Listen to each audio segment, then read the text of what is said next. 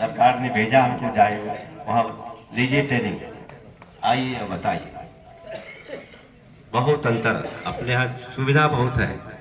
ये जहाँ के यहाँ पानी की कमी है, इनके यहाँ पानी की है। अपने यहाँ पानी हटाने के लिए, नमी हटाने के लिए बुआई देर हो रही है। संभावना है अपने आप इनके यहाँ गन्ने का विकास नहीं होगा, क्योंकि अधिकतम एरिया पहुंचे 90% लोगों ने गन्ना बोया इनका।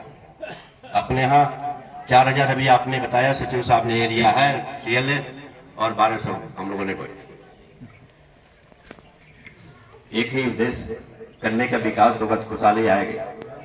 ये मत सोचिए क्यों ये कर रहे हैं। पूरे देश में मौसम का बदलाव हो रहा, विश्व में भी मौसम का बदलाव हो रहा। आने वाले समय में अब आपको ये पता नहीं चलेगा कि जाड़ा गर्मी बरसात आगे पीछे होगा। इससे का नुकसान फसलों पर, इसका नुकसान किस पर होगा? फसलों पर। जिनका धान डूब गया उनसे पूछिए, जो मशीन से नहीं कटाए कहे कि 10,000 रुपया खर्चा हमारा पड़ गया, कटवाएंगे, दौरी कराएंगे, रखवाएंगे। गन्ना ही एक विकल्प होगी, विपरीत परिस्थितियों को सहेगी। जाड़ा गर्मी बरसात 10 दिन आगे पीछे भी होगा तो उसको सहेगी। अपने जहां जो उपज है, समझिए कि 200, 250, 250 कुंटल एकड़ है, यही है। और अभी बिश्नोई साहब बता रहे हैं कि 70,000 रुपये खर्चा आ रहा है 1 एकड़ में। 200 कुंटल हो तो 80,000 का होगा ना, जो दाम बढ़ा है। तो क्या मिला 1 साल में आपको? कुछ नहीं मिला। गरीबी बढ़ेगी, उससे ऊपर बढ़ाने की जरूरत है। कैसे बढ़े, इस पर चर्चा हम लोग करते हैं। एक तो जो भी, चाहे धान हो, चाहे गन्ना हो, चाहे ऊख हो, आपकी अच्छी प्रजातियां ही उत्पादन बढ़ा पाएगी। अच्छी प्रजातियां ही आपका उपज बढ़ाएगा। जैसे 229 का नाम आप ले रहे थे, 2009 में मैं समझिए कि करनाल हरियाणा में एक अनुसंधान केंद्र से रही की तरह 2 प्रजाति एक साथ निकली, 229, 118। हरियाणा के करनाल अनुसंधान संस्थान से एक साल 2 प्रजातियां एक वैज्ञानिक ने दिया। उनका नाम है डॉक्टर बक्सीराम। हम लोग गए वहां पर एक ट्रेनिंग में।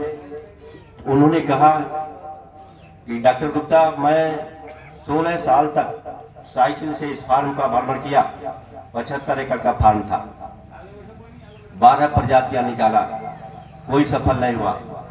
ऊपर वाले की कृपा से 2 प्रजाति हाथ लग गई, देश में क्रांति आ गई। 238 ने क्रांति ला दिया। और कोई माँ बाप नहीं चाहता कि बच्चा खराब हो। फिर मैंने कहा, डॉक्टर साहब आपकी प्रजाति बीमार हो गई, तो कहे कि हमारे सामने मर रही है, कोई दवा नहीं है। मैं नहीं चाह रहा हूं कि 238 चाहे।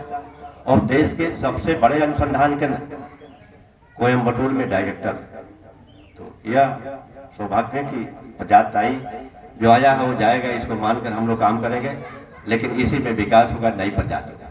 यदि 118 कहीं अच्छी, 14,201 आप लोग पास है ना, 14,201 कैसा लग रहा है? गुप्ता जी आप गए थे पश्चिम उत्तर प्रदेश, जो प्रजातियां, कोई जरूरत नहीं कि सभी जगह अच्छा हो। कहीं पर अच्छा है, 10 किलोमीटर बाद कहीं अच्छा नहीं। कहां त्रुटि हो रही है उसमें सुधारने की जरूरत है। 2 आंख का गेड़ी काटना पड़ेगा। 2 आंख का, जितना बड़ा गेड़ी होगा उतना जमाव क्या होगा? कम होगा। सबसे ज्यादा बिया गन्ने का कुंटल में, जमाव सबसे कम। हर गोवा में 8-10 जगह खाली।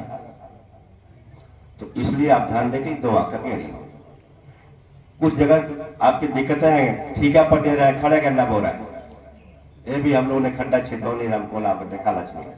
एक पीछे से एक आदमी है, 2-3 टुकड़ा काट रहा है।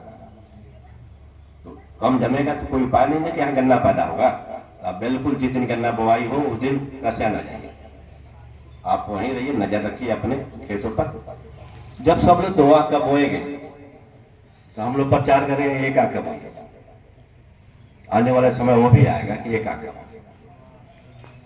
बिया 6-7 कुंटल लगेगा 1 एकड़ में, एक कट्ठा कुंटल लगेगा, तो बिया कम, समय की बचत, जमाव ज्यादा, पुआरी ज्यादा होगी उसमें। एक आक वाले में 2-3 गोहा इस समय भी बोकर देखिएगा, सफलता उसमें मिलेगा। गेड़ी को आज से पहले 10-20 साल पहले कोई किसान ऐसा नहीं था जो लाल दवा में न डूबे। एक लाल में कोई ऐसा नहीं था न डूबे, हरा। अब सब लोग होशियार हो गए, कोई नहीं डूबा। देखिए मतलब काम उसका अलग है ना, एक तरह से